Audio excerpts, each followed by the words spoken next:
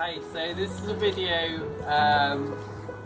showing how we're going to inoculate some logs so that we can grow mushrooms in our garden. This is something we haven't done before, so it's new to us. The method we're using is we're using these plugs. So we've got plugs that we've bought off the internet, and you can see that they've been inoculated already. They've got the white spawn on them, and the method we'll use is we'll get a drill and we'll drill holes into these logs and then pop these plugs into the logs, and then the mycelium will grow out from there and cover the whole log, and then hopefully in 1 or 2 years time we'll have mushrooms to harvest. So we've gone for a few different species. We've got oyster mushrooms. So these are particularly good for eating, and they're also quite a fast growing one. So it's March now, and these should be ready to harvest hopefully this autumn winter. And we've also gone for shiitake mushrooms. Now these take longer to establish, so these will probably take about 2 years to establish. And these are great for kind of Asian cooking, so we use them a lot as a stock with seaweed to make soups and different things. And then we also got reishi mushrooms. So these aren't edible, but I believe you dry them, so they're more like a medicinal mushroom, and you can make a tea with them. And again, these take longer to inoculate, so these will take about 2 years to grow. So in this video, we're going to just walk through the process of describing what logs we're using, what wood we're using, how we're drilling these in, and talk about some of the placement and when we'd expect to harvest our mushrooms. Just going to talk about the logs that we're actually using for this. So I've got 8 logs in total, and they're all alder wood. And I'm mainly using that because that was what was available to us. We were working in a wet woodland, doing some conservation work, doing a bit of felling, and these were going spare, so we're using these. But you can use any hard wood is good for this. So birch, poplar, alder, oak, kind of any of those species would be fine. I think the harder the wood, the longer it will take for your mushrooms to develop, but you'll get a harvest for a longer period of time. So oak, for example, you could potentially get a harvest for up to 10 years, whereas the alder is slightly softer wood, so you're looking at a harvest of about up to 5 years, but it depends on your species. So in terms of the size of the logs, the recommendation is about 3 to 4 foot. So I think that's about one and a bit meters. So what I've done is I've basically gone for half of that. So each of these is about half a meter. But that was just so we could literally physically carry them out of the wood, because otherwise they were quite heavy. So you're looking at about half a meter length is good, and in terms of diameter, I think you're looking at least 8 centimeter diameter up to 15-20 centimeters.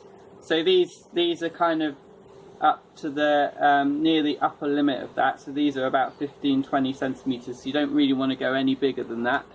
And these are probably more towards the lower end of the spectrum, so they're more about 7-8 centimeters. But both of these are good.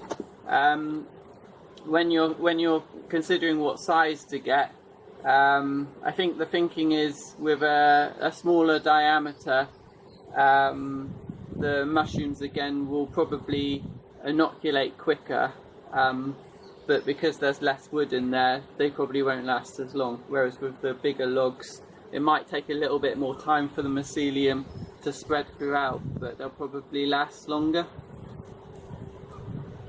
And can you just pick up a log that you find in the woods? No, that's a good question. No, so these were freshly cut logs. You ideally you want a log. You want to be inoculating your log within 1 month of cutting it, and you're looking for a log that really doesn't have cuts or any fungi already in it, because if there's wild fungi in there, they'll probably outcompete with the fungi you're inoculating it with, which will reduce the likelihood of it being successful. Okay, so this is the first and the main step really in the process of inoculating our logs. So this is one that I've made earlier just to give you an idea of what it is we're aiming for. And what you can see is, so the plugs that we showed you earlier, they've now been hammered into the logs into a nice snug hole. And what we've done is we've gone for a kind of a regular pattern when we've been doing our drilling. And basically the key things that you're looking for is to make sure that you don't go too close to the edge. So the recommendation is no nearer than 2 inches. And then leaving about 15 centimetre space between each plug in a row. So that's the international measurement of 15 centimetres. And then between each row you're looking at around 6 centimetres. So it's made up of, it's almost like a diamond shape, with each row offset from one of the others, and a 15 centimetre space between each one. We've got, how many have we got? 30, 69, we've got 120 plugs, and we've got 8 logs in total. So what I'm aiming for is 15 plugs per log, spaced equally. I'm going to show you now the process I go through to actually put the plugs into the log. It's a really simple process. Just requires basically a drill with a suitable drill piece and a hammer to hammer in the plugs. So for these particular dowel plugs, I found that a wood piece of about 8mm works quite well. At the end I've got to give it a little bit of a wiggle just to make sure that the dowel can fit in, but that works well. With the drill bit, what I've done is I've used a little bit of masking tape to mark the depth at which I want to drill up to. And basically you're looking to drill in about 1 inch, and the thinking behind that is obviously it's enough so that the dowel can go all the way into the log, but also it leaves a nice bit of space at the bottom of the dowel, and the idea being that the mycelium will actually grow out of this dowel into that space. So I've got two more plugs to go into this log, so I've already got a row of 4 here. So these are all 15 centimetre spaced, and I'm looking to do another row of 2.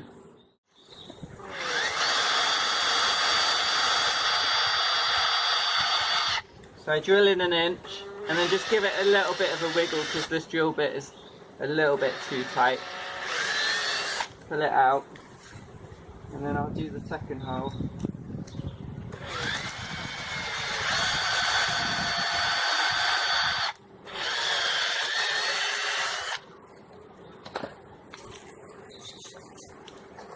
And then I'm just using another drill bit just to get rid of any large bits of wood chip in the hole.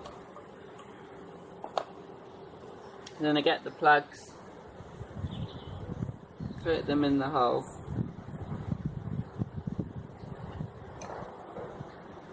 and then hammer them in. So they should be, it's quite a nice tight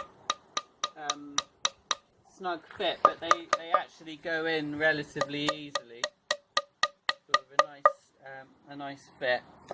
And that top of that plug is nice and kind of in line with the surface of the log.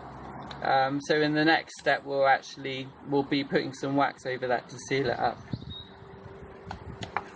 The logs are done now, and we've just moved indoors, and I'm just melting some wax to seal the dowels into the log. So I've got a bain marie here, which is a useful piece of kit.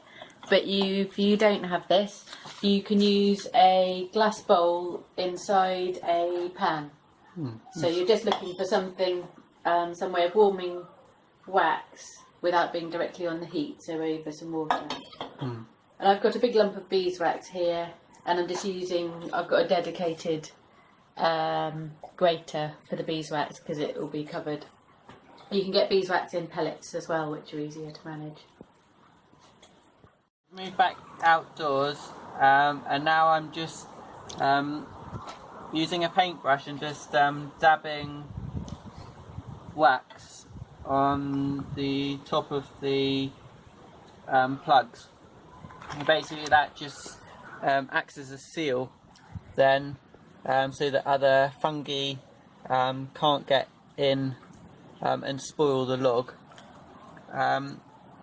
There's a couple places where the chainsaw just slightly caught the bark of the log as well, so I'm just covering those over with a bit of wax as well. And then they should be ready to put out then. So what will happen over time, the mycelia will grow from the plugs, and eventually after 1 or 2 years you'll start to see the mycelia kind of at the ends of the logs. Okay, so we've put the plugs in, we've sealed them up. So remember, these are about ½ metre length, and about 15 plugs per ½ a metre is about right. So I've put them in location. I've chosen this place just because this is a kind of north-facing wall, so it's nice and shady for them here. The temperature should be fairly constant. Basically what you're looking for is you want them, you don't want them to be in direct sunlight, you want it to have a kind of high humidity, but also you want a bit of airflow. So I've stacked them in such a way so that air can flow through it, or else if you don't do that they're likely to go mouldy. And then I've got a little bit of shade netting which I'll put over there just to help maintain a stable temperature and keep them cool. And then that's it really. We'll in the middle of summer, if they're starting to dry out a bit, you could chuck a bucket of water over there just to keep it moist. And then hopefully the oysters, we'll check the oysters this autumn winter, and they'll be harvestable. The other 2 species won't be ready until the following winter. And what you can do if you're getting impatient, you can shock the logs, so potentially next autumn if we're desperate for mushrooms, we can shock those logs. You do that by placing the logs in a body of cool water for 24 hours and then leaving it, and then within a few weeks it will produce lots of fruit. Yeah, I think that's all there is to say. I've put the reishi at the bottom because they like high humidity apparently, and I think that would be a good place for them to be. But yeah, we'll put them to bed, and hopefully in a year or 2's time we'll have some mushrooms. Bye!